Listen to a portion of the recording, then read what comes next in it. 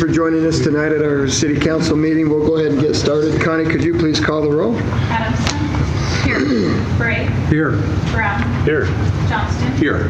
Moore. Here. Forrest. Here. Black. Here. Thank you. If you'd please stand for the Pledge of Allegiance, after which, if you'd please remain standing for an invocation which will be offered by Zach Hearn representing the Baha'i faith. I pledge allegiance to the flag of the United States of America and to the republic for which it stands, one nation under God, indivisible, with liberty and justice for all. Zach? This is a prayer by someone named Abdu'l-Baha. He, about 100 years ago, he visited the United States, and these were some of the words that he wrote as a prayer in praise of America. O thou kind Lord, this gathering is turning to thee. These hearts are radiant with thy love.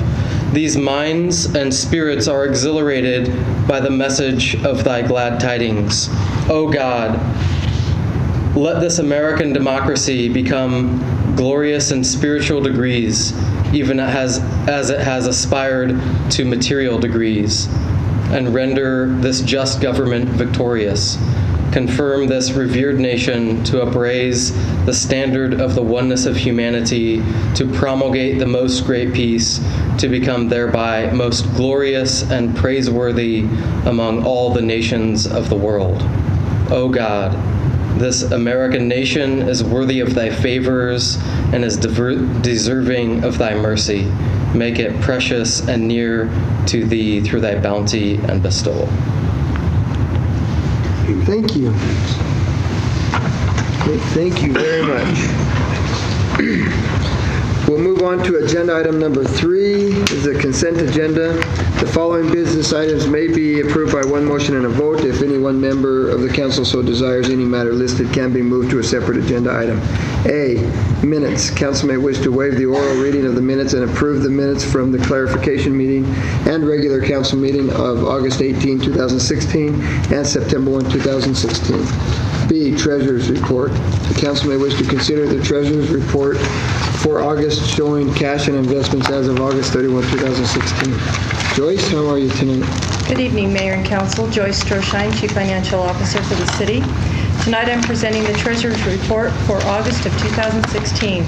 Total cash and cash equivalents represents 87% of the city's monies, totaling $36,647,753.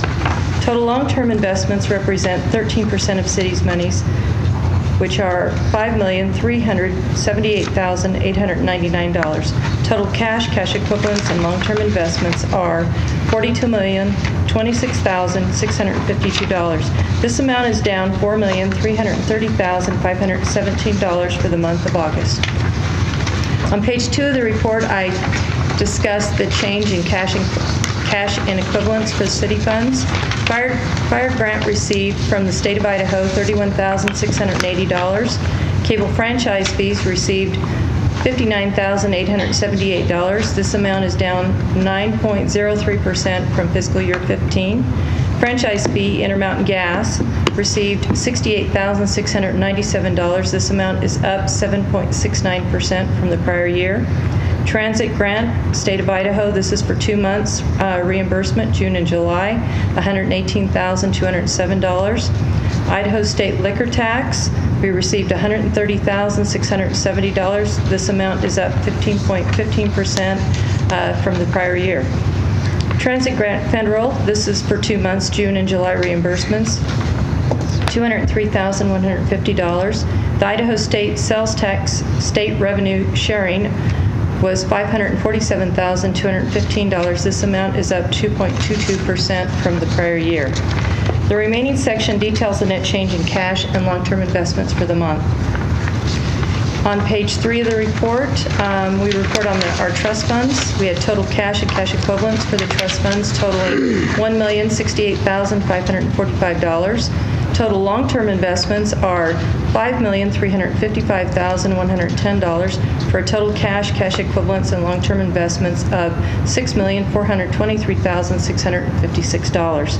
Total cash receipts for the month are $458,221. Total cash disbursements, $58,961.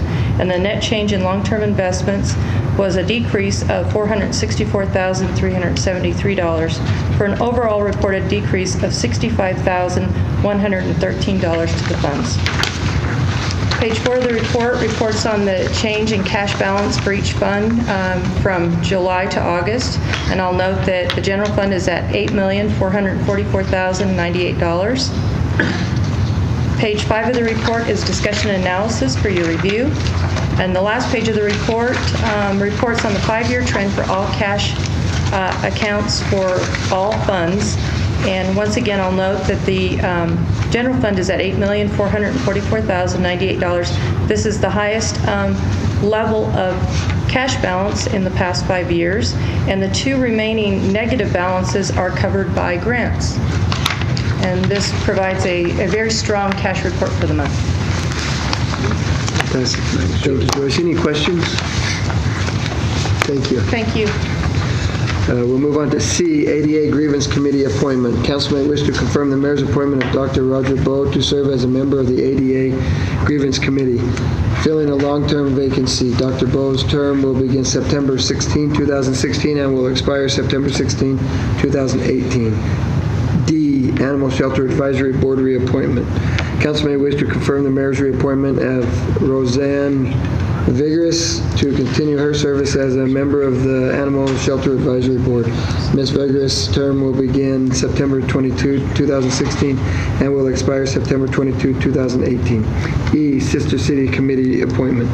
Council may wish to confirm the mayor's appointment of Craig Cooper to serve as a member of the Japanese Sister City Subcommittee, filling in a long-term vacancy. Mr. Cooper's term will begin September 16, 2016 and will expire September 16, 2020. F, renewal of professional services contract, Grossman Group, LLC. Council may wish to authorize the mayor to execute a professional services contract with Grossman Group, LLC from Washington, D.C. to provide lobbyist services for the city of Pocatello. The basic one-year contract will be effective October 1, 2016 and continue through September 30, 2017 in monthly amount of $5,000. Mr. Mayor, I move we approve the consent agenda as presented. Second. We have a motion by Johnston and a second by Bray. Connie, could you please call the roll? Johnston. Yes. Gray. Yes. Adamson. Yes. Brown. Yes. Moore. Yes. Ford. Yes. Thank you. We'll move on to agenda item 4, communication and proclamation. We do have 2 proclamations. One will be the Kind Community Week, will be read by Council Member Mike Orr, and the second one will be National Recovery Week, which will be read by Council Member Gary Moore.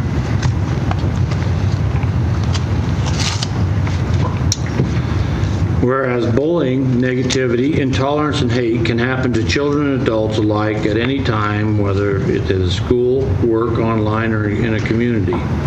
And whereas these issues threaten the physical and emotional safety of the citizens in our 2 cities and our county, and various committee groups and individuals in our area have come together to instead create positive, empowering experiences for our youth and adults by teaching and promoting kindness as a way of life.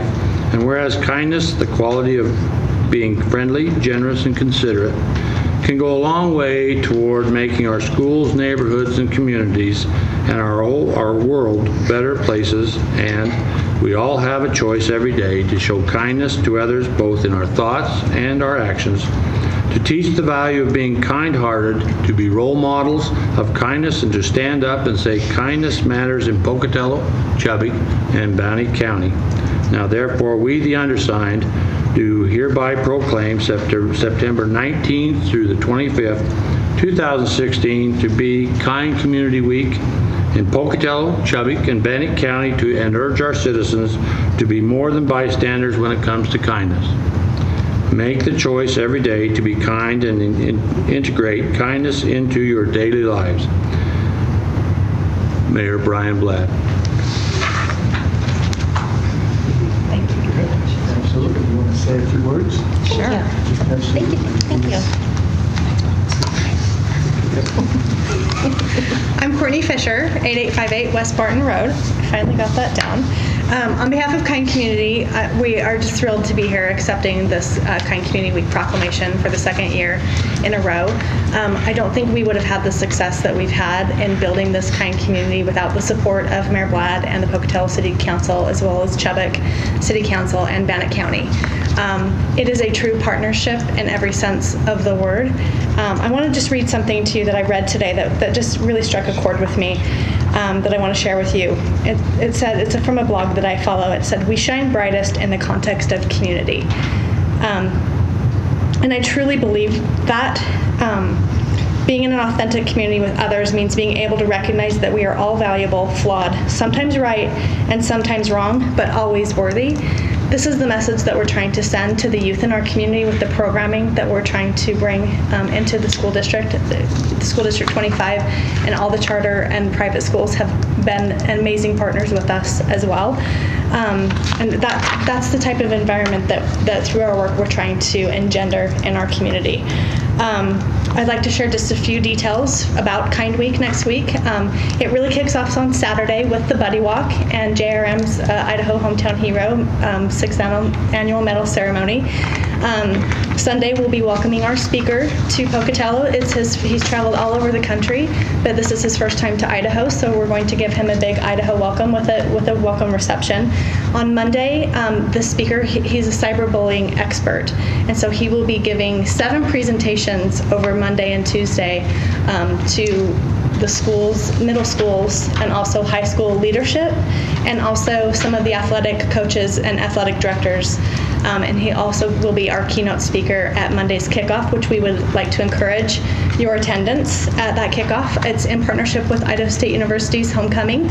We, with your help, have shut down Martin Luther King Way from 8th Avenue, Cesar Chavez Avenue, all the way up to Memorial Drive. It's going to be a very fun, family-friendly, free event. And the ultimate street party is kind of how we're dubbing it. Our speaker will also be the keynote speaker at that event. We'll have lots of activities for families to enjoy. So we just welcome your attendance at that, and thank you very much. Thank you. Thank you.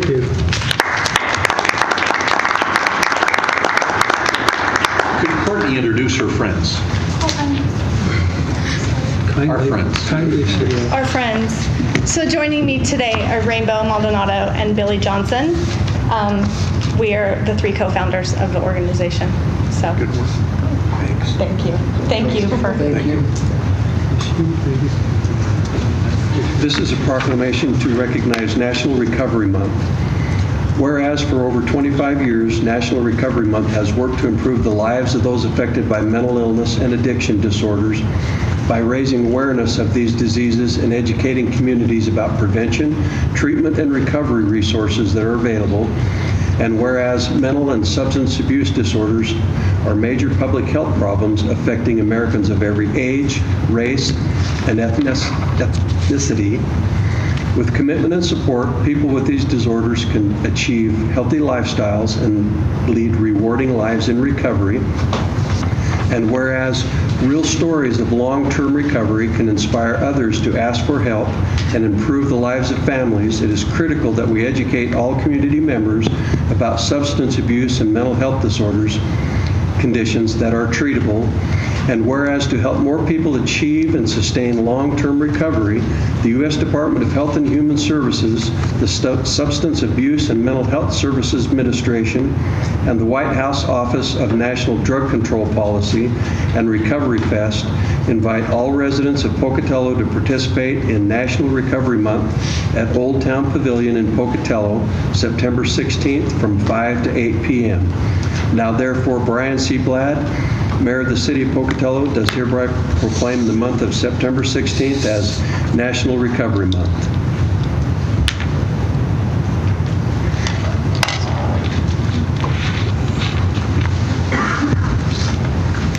Thank you very much. Would you like to say a few words?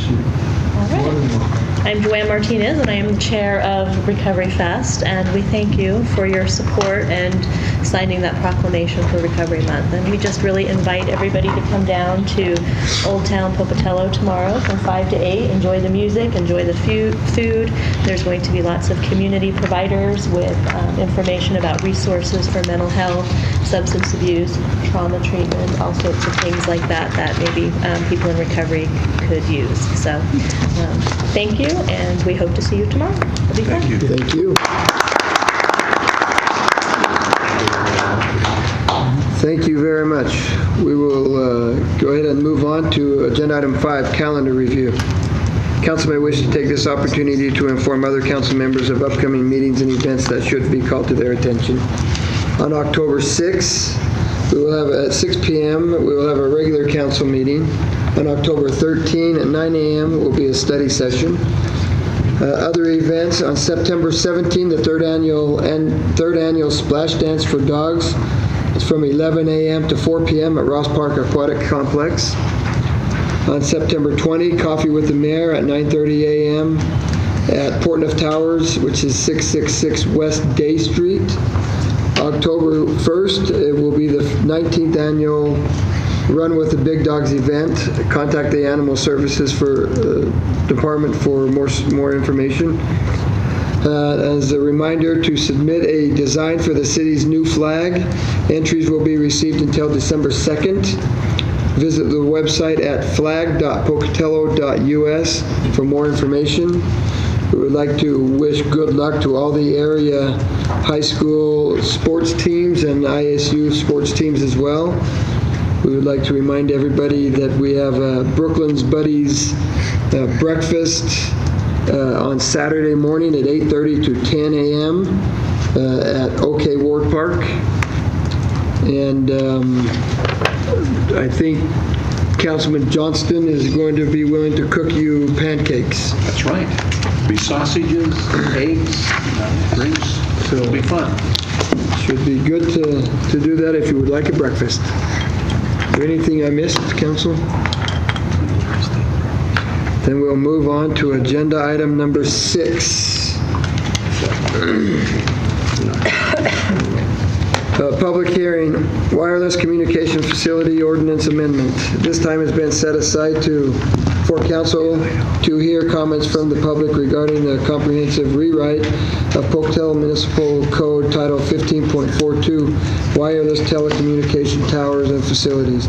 The rewrite is in response to federal legislation known as the Spectrum Act.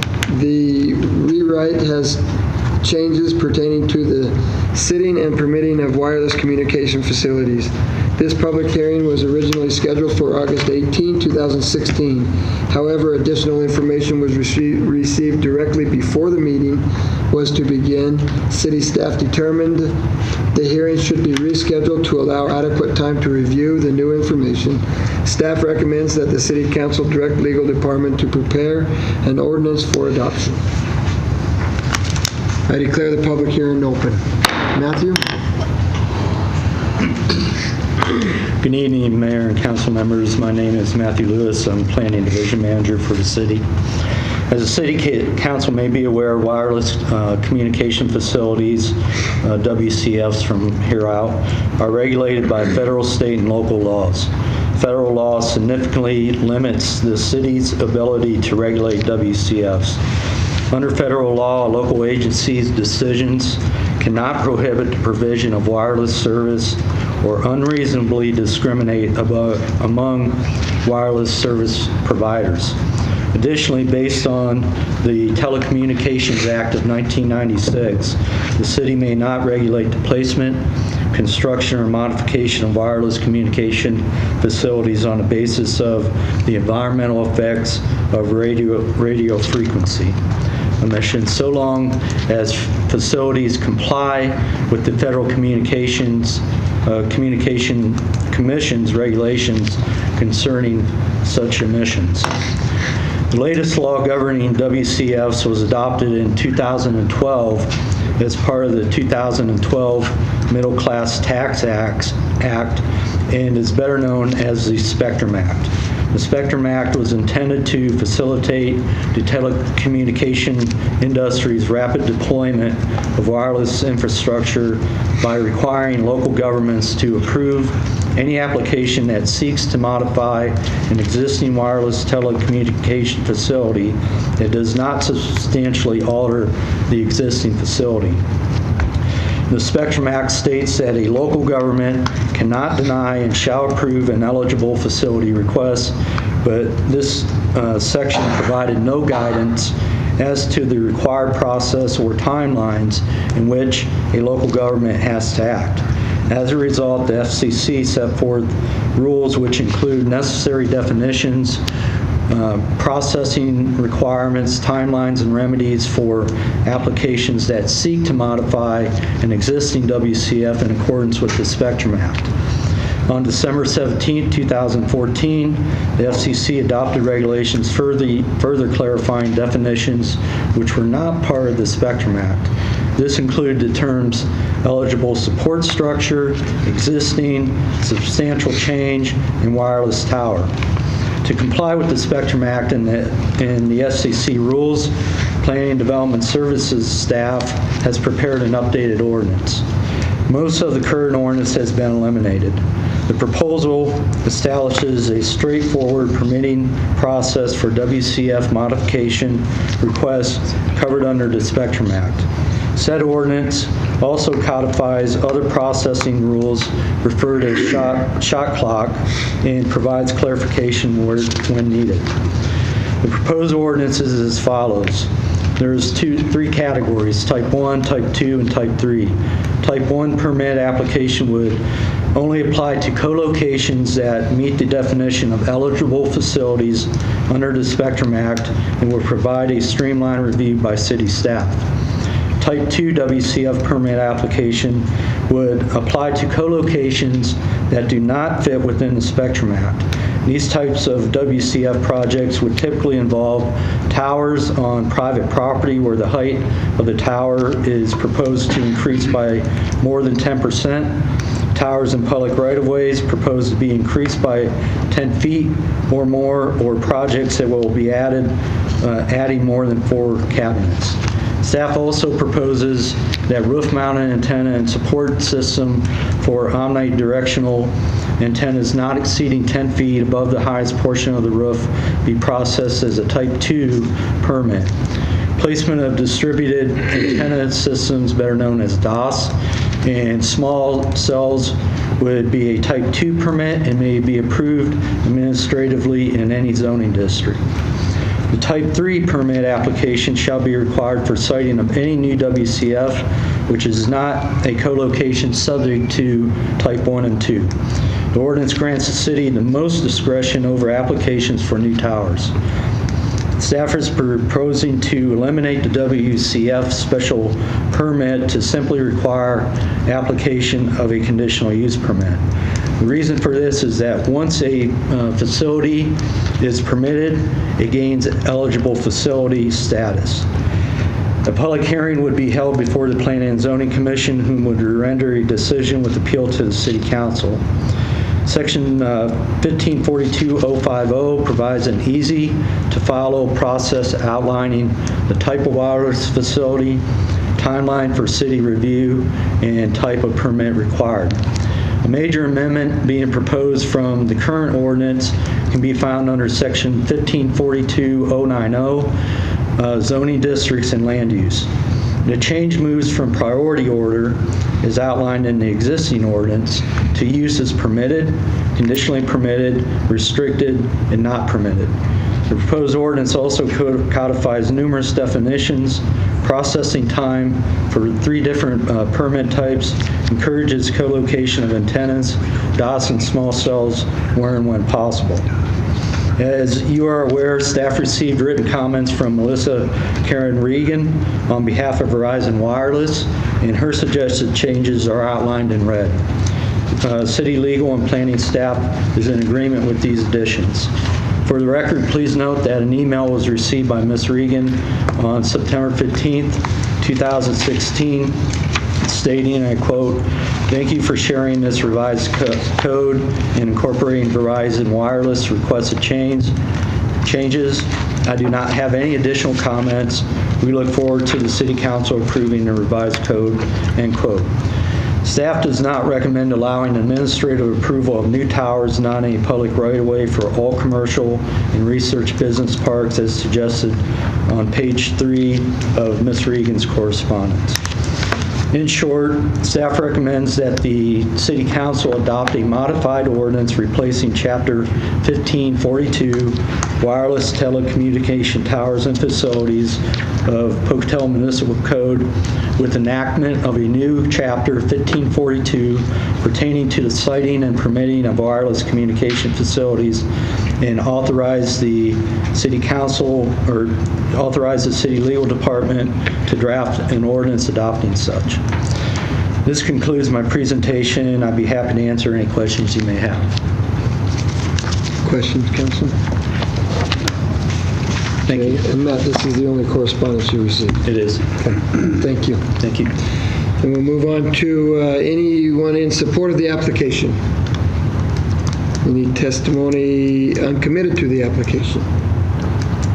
Any testimony opposed to the application? Okay, then we'll move on to, I declare the public hearing closed. Council, this item's before you, how do you wish to proceed?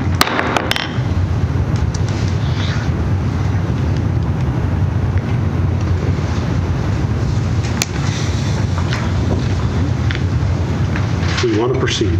We want to proceed. So you want to instruct staff to... Somebody I'm gonna throw go a there. motion out there.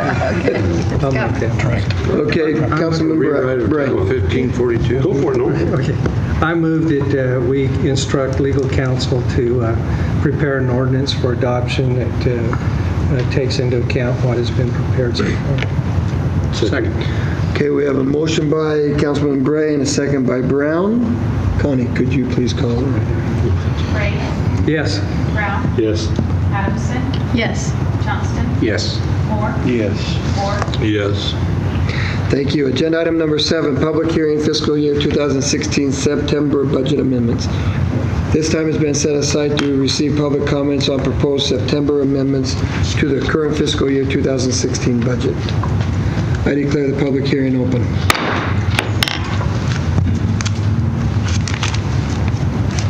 Good evening, Mayor and council members. Joyce Stroshine, Chief Financial Officer for the city. The 2016 budget, adopted in August of 2015, was developed with anticipated grants and estimated revenues.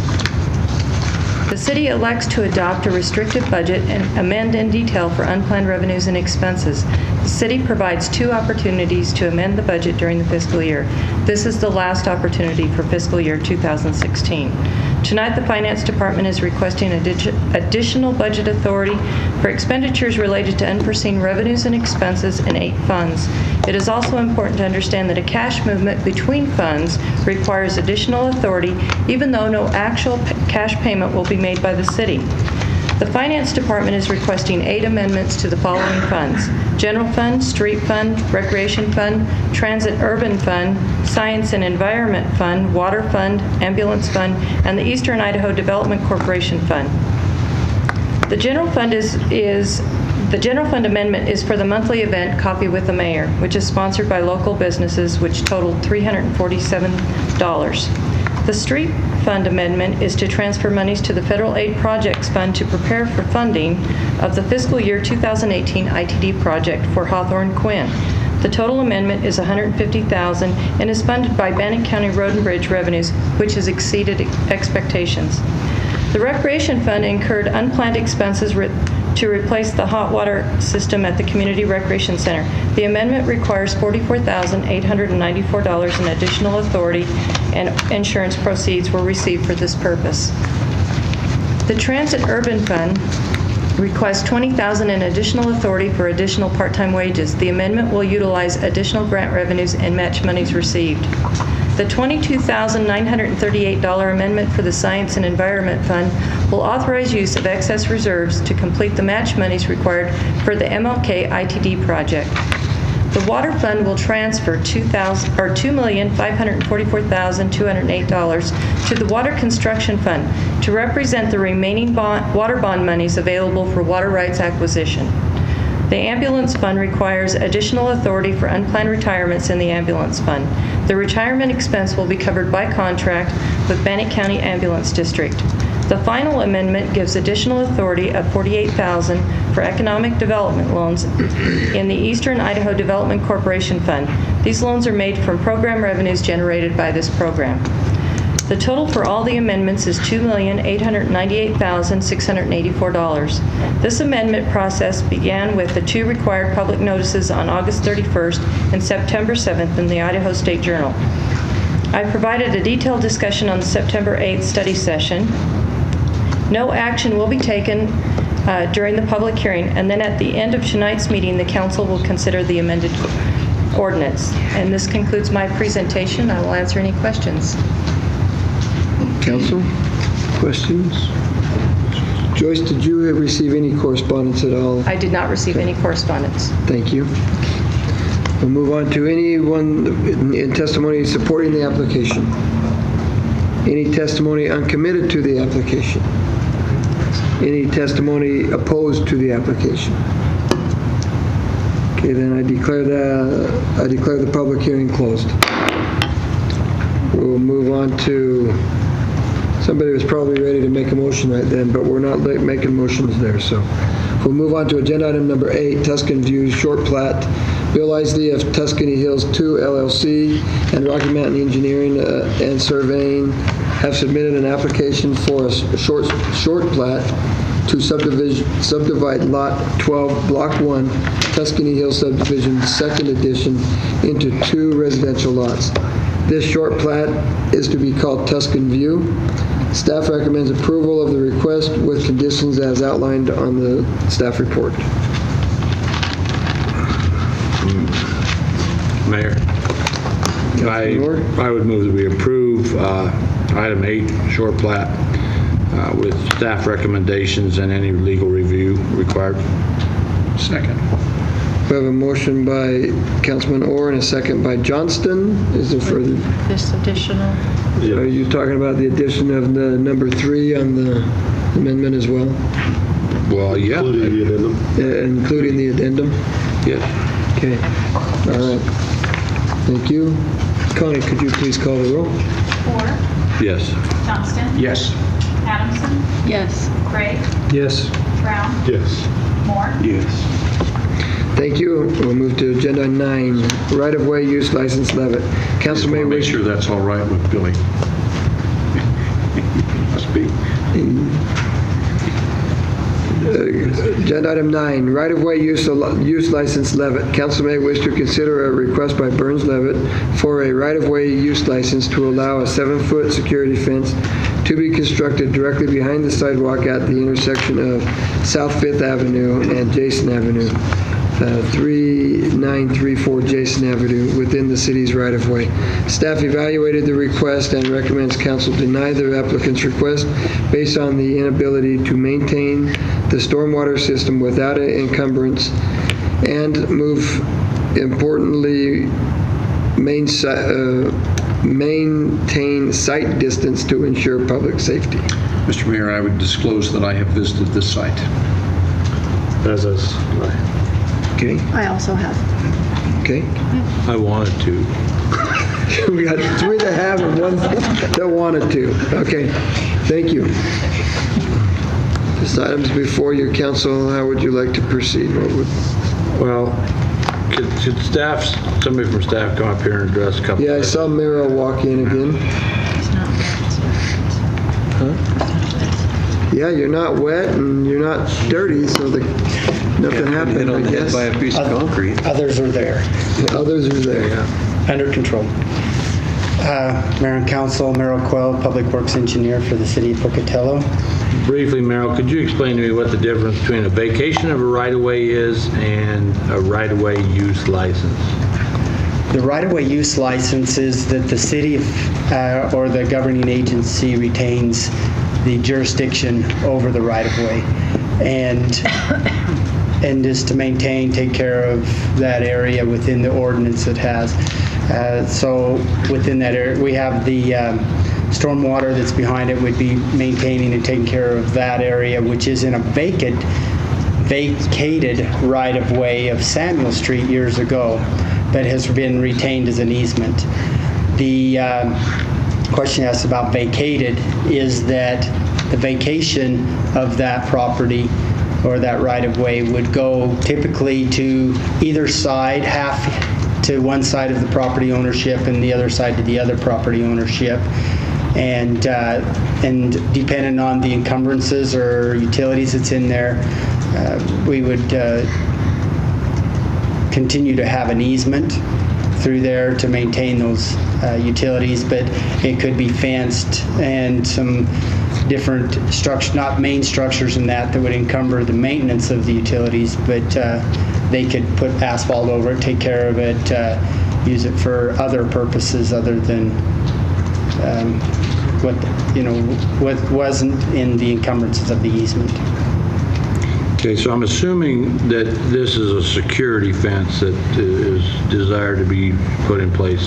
That is our understanding. So it would be locked where the gates or the access points would be, it'd be locked. So if we were to approve this, then the city would have to have keys to the gate or possibly some type of access so they could get in there and service said manways and such? Yes, if that was to be locked up and everything, there would be need for the ability to get in, whether it's a lock or I know some people, and some of them we have a phone number that we've got to call, but then we drag the property owner out depending on the situation, if it can wait or so forth. And one last question. I appreciate Merrill for taking these questions. Do you have any idea of how many other situations that we have like this within the city of Pocatello at all? I mean, that's behind fences? Well, where we have to get access into secured areas.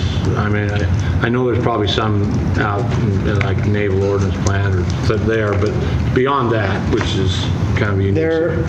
There is a couple that we have. One that comes to mind is down on First Street, and it's a sanitary manhole, and we have to get into there every so often. On that one, we were able to get from most times from the adjacent manholes from the other right-of-ways, but there are times we have to get in there and maintain that one, but that one we call the property owner, and he has to come down and unlock the gate, and then we get in and everything. Depending on the emergency or that's going on, would be, at this time we haven't had any catastrophic failures or anything that has hindered that situation. Sure. Thank you. It would appear to me that generally speaking, we do not fence off right-of-ways. That is also correct, yes. Do we have to, Merrill, do we need to get into this manhole often? We get into this one and check it about once a year.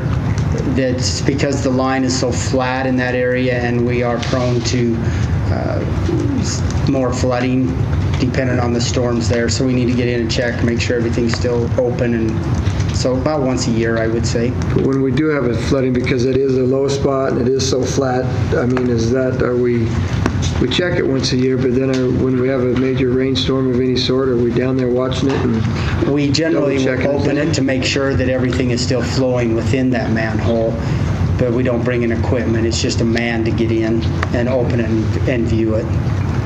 And what would we do if we need to bring equipment in? That's where we would have to get in, and the encumbrance of trying to get in around. At this particular location, we have a sign, and then the fences would be there that we'd have to get in. If there wasn't, then we could get right on the right-of-way and serve it from the adjacent right-of-way over the sidewalk without having to get onto private property. Okay. One more. And then the request here is, because the speed limit there is 45 miles an hour, the request then would be to put that 6-foot security fence right at the sidewalk line. That is the request of the applicant, is to put that right behind the sidewalk and enclose that. And that fence then comes right up to the intersection of Jason, is that correct? Yes, Jason and South Fifth. Okay, thank you.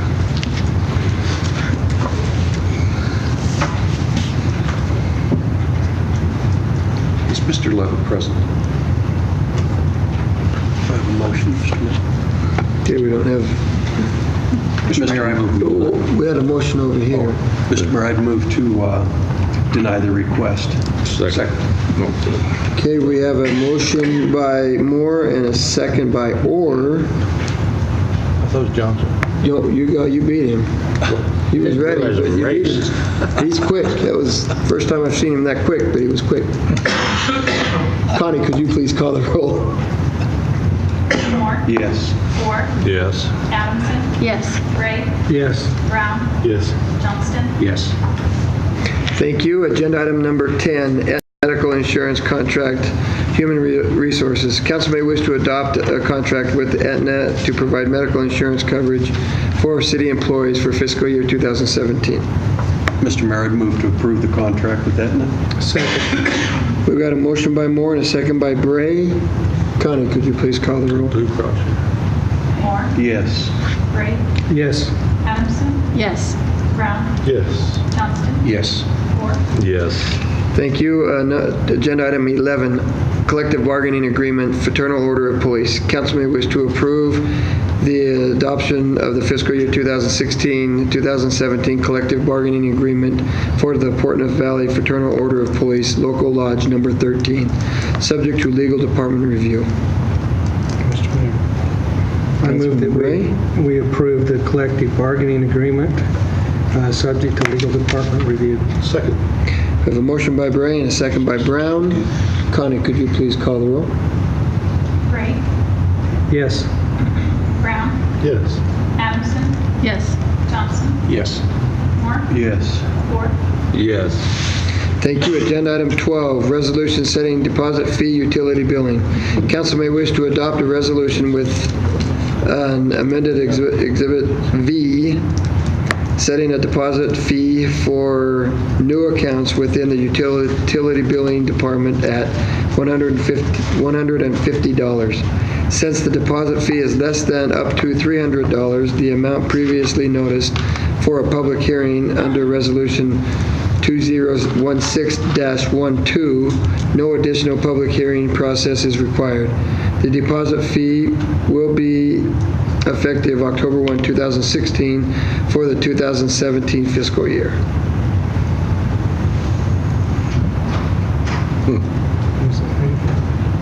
Do you need a motion on that, Mr. Mayor? Yes, I would entertain a motion. Okay.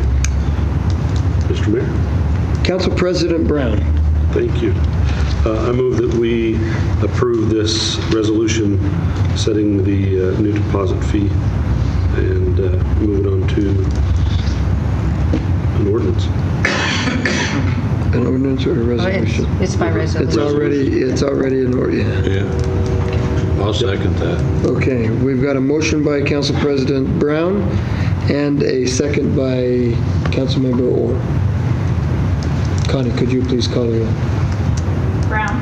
Yes. Ford. Yes. Adamson. Yes. Gray. Yes. Johnston. Yes. Moore. Yes. Thank you.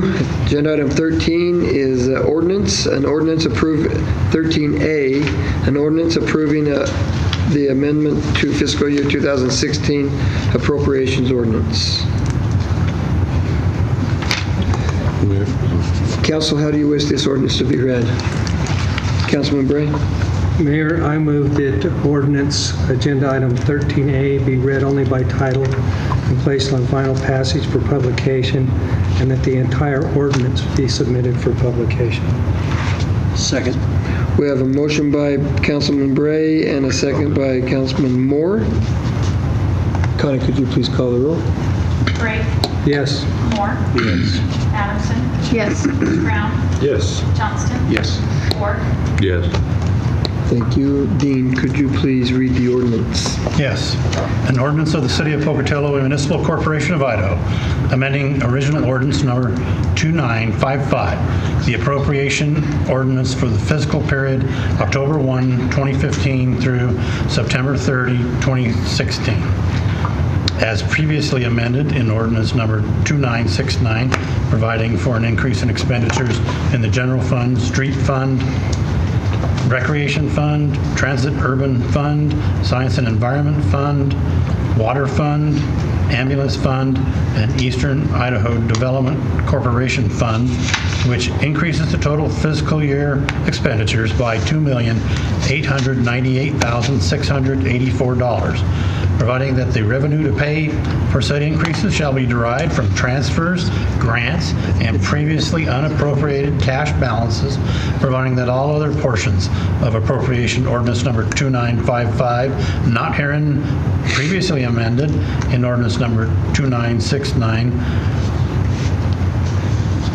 not herein shall remain in full force and effect, providing this ordinance shall be in full force and effect from and after its passage, approval, and publication according to law, the rule requiring that an ordinance be read on 3 separate occasions having been dispensed with. I declare that to be the final reading of the ordinance. Shall the ordinance pass? Adamson. Yes. Gray. Yes. Brown. Yes. Johnston. Yes. Moore. Yes. Ford. Yes. Thank you. Agenda item 13B, an ordinance amending Pocatello Municipal Code, Title 13, Chapter 30, Utility Billing Services, which includes the retention of the deposit for any new account through the accounts activity, revising the access to the premise section, and adding a new section regarding the unauthorized material and injury to equipment as presented to the council at the September 8, 2016 study session. Council, how do you wish this ordinance to be read? Councilman Orr. I would move that the ordinance item 13B be read only by title and placed on final passage. Is this where we put for full publication? No, that was the appropriations. Okay, so on final passage for publication, that only the ordinance summary sheet be submitted for publication. Second. We have a motion by Orr and a second by Brown. Connie, could you please call the roll? Orr. Yes. Brown. Yes. Adamson. Yes. Gray. Yes. Johnston. Yes. Moore. Yes. Thank you. Dean, could you please read the ordinance? Yes. Oh, hold on. Have another item. I'm sorry, this is where we need to do the other item. Okay. Mr. Mayor, I move that we leave the section under section 1B where it's stricken, the sentence that says payment of a deposit may be required as determined by the utility billing director or his/her designee based upon credit reporting information. I know we're not presently doing that, but I would like to see that sentence remain in case it was ever determined that we should do that in the future. I'll second that motion. Okay, we have a motion by Councilwoman Adamson and a second by Councilmember Orr. Is that really an amendment to the? You have to amend the ordinance. Just to keep it in the... Yeah, because that was In the ordinance. Because it had been It was stricken. stricken. It was stricken in the publication. Oh, was it? Did we publish that, Dean? Have we published it? No, it won't be published until next week. But it's in the... But it's in there right now, so we would like to add it in. Tonight. So Okay. do we need to... So do we need is a that motion to change that? Do we need a motion to change that? Unstrike it. Had this been an Can't actual you just include it? Right. Just an amendment to the existing motion on the floor. Yeah. Okay, so it's just an amendment to the existing motion? Yes. So it needs to go back to the original motion maker to No, Accept just it. say that. we just vote on it twice. We We just- vote on the amendment and then vote on the motion as amended. Okay. Okay. Make sure. Voting on the amendment. So, Connie, could you call the roll on the amendment, On the right? amendment. Make sure you get that. Adamson. Yes. Moore, Yes. Gray, Yes. Brown, Yes. Johnston. Yes. Moore. Yes. Thank you, and now we need to vote on the Motion as amended. motion. Yeah, very good. Connie, could you please call the roll? Does Dean need to read it first? Oh. Yeah, Dean reads it first. Yeah, I guess we do need Dean to read it, don't we? Dean, could you please read the ordinance? I was trying to get it through. The summary. The summary. Thank you. An ordinance of the City of Pocatello, a municipal corporation of Idaho, amending Chapter 13.30 entitled Utility Billing Services of the revised and compiled ordinances of the City of Pocatello,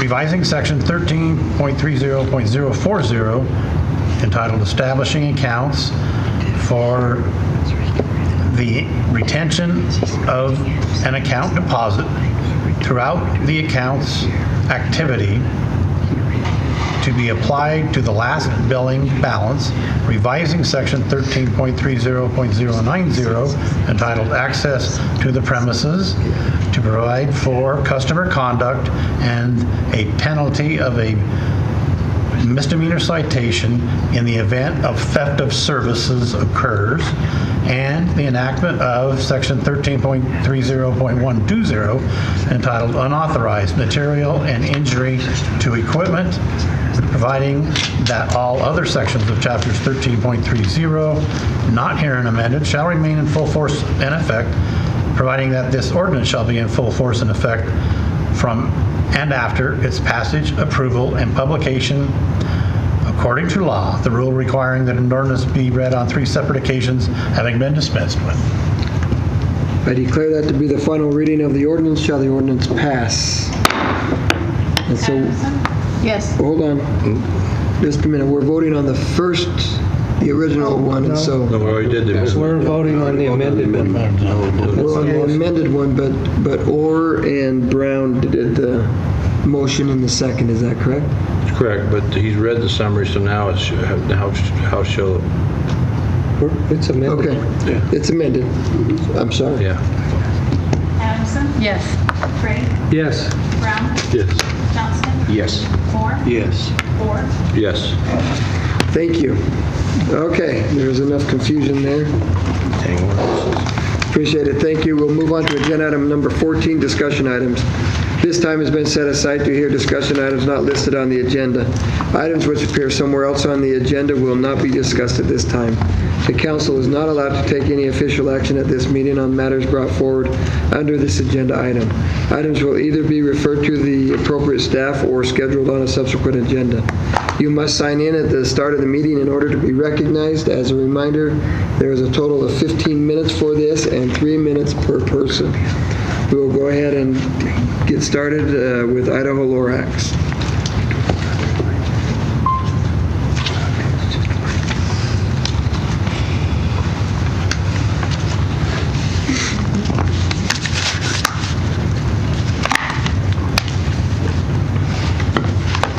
Okay, yes, welcome. Glad to be back here. Usually am. Little concerned, Gary Kernes, I guess he would like to have access to speak to you, but I guess he's concerned about the availability to ride the bus to get here and to get home safely. And so that's kind of an encumbrance on him, so he wanted me to at least share that. Maybe that can be addressed somehow, so he can come and share his concerns that he has, which he's quite a number of them. So take that into consideration, hopefully. He also wanted me to share with you about his concerns for somebody who uses the sidewalks. So there's a number of issues in our community about sidewalks. I think a lot of you are aware. Of course, most of you ride a car, and we do wonders of covering up our roads to protect us from things in the road, but our sidewalks have been, let's say, not addressed very well, and for those who ride bikes or walk and those kind of things. So basically, there's people in handicapped have issues about them. So this was a town once when I was here originally, to start the ramps for the handicapped, and did a lot to make improvements here to make things accessible. But again, got to ride the roads, I guess, and ride the sidewalks to realize what the differences are. The other thing I'm just concerned about, because this has happened with us in the city before, but in terms of health information, disseminating health information, we really are concerned, in a committee that I'm associated with, is concerned about what's happening with Ludd's disease, which is obviously, if you don't know, it was named from this area, this valley. Ludd's disease has been, I say, interfered with in the distribution of the information out there, and it's under investigation right now. So if you don't know about it, a copy was sent with my application for the council seat to Ms. Adamson was attached to that, and if you never were able to receive it or read it or whatever, there was some issues, I suggest you look back and try to access it if you don't know about Ludd's disease. And finally on that, some of our preliminary studies here on our radioactive analysis and data collection here in Pocatello. Yes, we're looking at that we're worse than Fukushima in terms of the materials. A lot of that's going to be being published, so people be aware. We are very concerned that more on-the-ground confirmation needs to be done, not just air quality, but especially the particulate emissions. It's, as we say, thank you above for raining and giving us a lot of rain to wash that out and off of cars or buildings and other things. Thank you very much. Thank you. We appreciate it. Thank you. And that was our only one who signed up for this, so we'll... Mayor, as you close, it's my understanding that Michael O'Donnell has retired or is retiring from the Journal. Yeah, I'll still be writing Well, freelance. may the fish be kind to you.